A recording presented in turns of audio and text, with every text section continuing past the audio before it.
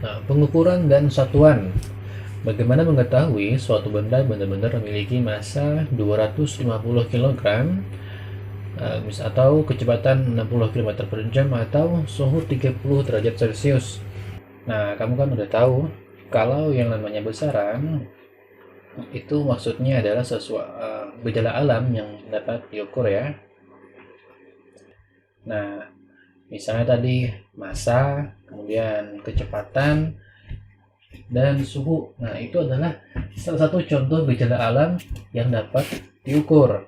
Nah, kalau kita mau mengukur suatu gejala alam, otomatis kita butuh yang namanya alat ukur dong. Oke, alat ukur. Nah, misalnya alat ukur massa kita bisa pakai neraca atau timbangan. Alat ukur kecepatan kita bisa pakai speedometer. Alat ukur suhu kita bisa pakai termometer. Nah, setelah diukur, tentunya ada hasil kan. Misalnya massanya adalah sekian kilogram atau sekian gram, atau kecepatannya sekian kilometer per jam atau sekian meter per second. Nah, hasil pengukuran besaran menggunakan alat ukur itulah yang dinamakan dengan satuan. Oke, jadi satuan hasil pengukuran besaran ya. Nah, kalau zaman dulu biasanya kan orang menggunakan satuan misalnya depa atau mengukur panjang misalnya menggunakan depa atau jengkal. Nah, satuan-satuan tersebut tidak baku. Kenapa? Karena bisa saja kan jengkal setiap orang itu berbeda-beda. Nah, fisikawan atau para ilmuwan menerapkan ada yang namanya besaran pokok dengan satuan internasional. Nah, jadi besaran-besaran nanti akan digolongkan menjadi ada yang namanya besaran turunan dan ada yang namanya besaran pokok. Oke, kita fokus ke besaran pokok terlebih dahulu. Nah, besaran pokok itu digolongkan menjadi 7 macam. Jadi besaran pokok ini adalah besaran-besaran inti yang itu ibaratnya sebagai batangnya. Nah, nanti batang itu kan punya akar. Nah, akar-akar itulah yang disebut biasanya seperti besaran turunan. Oke, kita kenalan dulu. Yang pertama ada panjang. Nah, ini dia mengukur panjang benda, sudah tahu kan?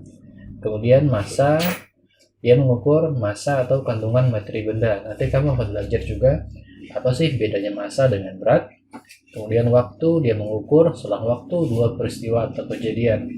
Jadi maksudnya dia mengukur dari selang waktu pertama atau selang waktu awal sampai waktu akhir. Nah, dari waktu awal sampai waktu akhir berapa waktunya. Kemudian arus listrik. Nah, ini dia ada mengukur aliran muatan listrik dari suatu tempat ke tempat lain. Nah, suhu dia mengukur seberapa panas suatu benda. Kemudian intensitas cahaya mengukur seberapa terang cahaya yang jatuh pada benda. Jumlah zat mengukur jumlah partikel yang terkandung dalam benda. Nah, besaran turunan. Nah, jadi kan tadi analoginya, misalnya kalau besaran pokok itu seperti batang pohon, maka besaran turunan itu seperti akar-akar dari pohon tersebut. Nah, dia diturunkan dari batangnya. Misalnya kalau di besaran pokok, kita kan tahunya ada panjang ya. Nah, panjang itu kalau diturunkan nanti akan menjadi misalnya ada yang namanya luas. Oke. Nah, luas itu kan dia kalau dari rumus misalnya luas persegi atau luas persegi panjang itu adalah panjang dikali lebar. Nah, satuan dari panjang itu adalah meter kan. Kemudian satuan dari lebar juga meter. Meter dikali meter itu menjadi meter kuadrat. Nah, meter ini merupakan satuan dari panjang. Jadi luas adalah besaran turunan dari besaran panjang. Begitu juga dengan volume. Nah, ini kan kalau misalnya volume kubus atau balok ya. Nah, itu kan kubusnya panjang kali lebar kali tinggi. Nah, satuan dari panjang ya meter misalnya ya, kita menggunakan meter. Kemudian satuan dari lebar ya meter juga, satuan dari tinggi meter juga kan. Jadinya meter pangkat 3. Nah, jadi volume itu diturunkan dari besaran panjang. Besaran volume diturunkan dari besaran panjang. Ada yang lain misalnya. Hmm, kecepatan. Oke. Nah, kecepatan ini diturunkan kalau kita ingat rumusnya di SMP kamu sudah belajar ya. Itu adalah rumus dari perpindahan dibagi selang waktunya. Oke, kita tulis aja waktu. Nah, kalau perpindahan kita kan menggunakan satuan meter nih atau satuan dari panjang. Kemudian satuan dari waktu itu adalah second. Nah, jadi satuan dari kecepatan itu adalah meter per second yang mana diturunkan dari besaran pokok panjang dan waktu. Oke, nah kalau kita lihat ilustrasi dari gambar ini, besaran turunan itu jumlahnya ada banyak sekali ya. Ada kecepatan, kemudian ada momentum, ada tekanan, ya. Oke, gaya. Nah, kan ada banyak sekali. Jadi akan lebih mudah kalau kita menghafal 7 besaran pokok. Nah, yang ini. Oke, nah sekarang kita akan mengenal yang namanya sistem satuan internasional. Nah, atau biasa juga disebut sebagai SI. SI ini sebenarnya dia singkatan dari bahasa Inggris ya. Kalau tidak salah, ya bukan bahasa Inggris, bahasa Perancis. Jadi dia sebenarnya adalah Le, kalau tidak salah ya, Le System Internationale. Nah, cuman kalau diterjemahkan ke bahasa Indonesia jadinya sistem internasional ya, ya disingkat SI juga. Jadi sama aja nih penerjemahan ke bahasa Indonesianya menjadi sistem internasional yang mirip ya. Singkatannya juga SI. Nah, kita akan mengenal yang namanya ada satuan MKS, ada satuan CGS ya. Oke, kita biar buat di sini tabelnya ya. Nah, MKS itu singkatan dari meter, M untuk meter, K untuk kilogram, S untuk second. Sedangkan CGS, nah, tebak ya, centimeter, gram, dan second. Nah, untuk misalnya besaran pokok dari panjang, itu satuan SI, untuk satuan internasionalnya, untuk MKS-nya adalah meter, singkatannya M. M kecil ya. Sedangkan CGS-nya adalah sentimeter.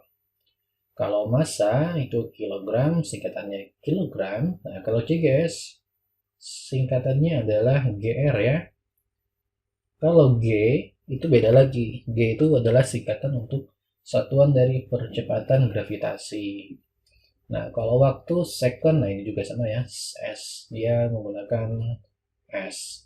Nah, kalau arus listrik, satuan SI-nya adalah ampere, simbolnya adalah A kapital. Kemudian suhu, nah MKS-nya atau satuan SI-nya adalah Kelvin, dilambangkan dengan K kapital tanpa ada derajat di atasnya ya. Selain Kelvin kan biasanya kita juga terbiasa menggunakan Celsius, Fahrenheit juga ada, dan Reamer biasanya. Nah, kalau intensitas cahaya, kita satuan SI-nya adalah kandela, disingkat sebagai SID. Nah, kalau jumlah zat, satuan SI-nya adalah mol. Oh, ini salah ya. Dia singkatannya, oh, kebalik. Sebentar. Oh ya, nah sekarang jumlah zat, satuan SI-nya adalah mol. Singkatannya biasanya juga disebut mol, tapi biasanya kalau untuk lambangnya kita menggunakan N ya. Satuannya mol, lah singkatannya juga mol. Tapi untuk lambangnya kita biasanya menggunakan M. N kecil. Nah, oke, itu dia untuk sistem internasional. Nah, sekarang ini sekadar pengetahuan tambahan saja. Jadi, kalau di fisika nanti atau perhitungan-perhitungan, kan ada yang 0,0, sekian. Atau mungkin ada 100.000, 1 juta. Nah, untuk memudahkan penulisan biasanya ada penyederhanaan penulisan atau di penyingkatan. Nah, misalnya kita awali dengan tanpa awalan misalnya 1 ya. Nah, kalau kilo kita lihat di sini itu adalah 10 pangkat 3. 10 pangkat 3 maksudnya adalah nolnya ada 3 ya. 1, 2, 3. Atau 10 kali 10 kali 10 jadinya 1000 ya. Nah, kalau mega M kapital 10 pangkat 6 itu sama dengan nolnya ada 6 ya. 10-nya dikali 10 dikali 10 dikali 10 ya sampai 6 kali. Jadi 1, 2, 3, 4, 5, 6. Nah, begitu juga dengan 10 pangkat 9 ini sama dengan 1 miliar ya. Itu 2, 3, 4, 5, 6, 7, 8, 9, dan seterusnya. Nah, kalau senti itu adalah C, ya misalnya sentimeter jadi cm, sentigram jadinya cg. 10 pangkat negatif 2, ini sebenarnya sama dengan seperti ini ya. 1 dibagi 10, 100. 1 dibagi 100. Nah, dia negatif jadinya ada per gini. 10 pangkat negatif 2, ada 2-nya berarti ada 2 angka. 0. Atau sama dengan 0,01. Jadi 10 pangkat negatif 2 setelah koma itu ada 2 angka. Kalau 10 pangkat negatif 3 itu setelah koma ada 3 angka. 1, 2, 3. Nah, 10 pangkat 6 juga sama ya. Nah, 0, setelah koma ada 1, 2, 3, 4, 5, 6. Oke, dan seterusnya ya. Nah, ini sekadar pengetahuan saja. Mungkin kamu nanti akan terbiasa menggunakan mili, mikro, nano. Kalau piko, femto, dan atom mungkin akan jarang terdengar. Nah, yang sering terdengar itu nano, mikro, mili, senti, kilo, mega, dan giga. Tera dan eksa ini kita jarang menggunakan ya.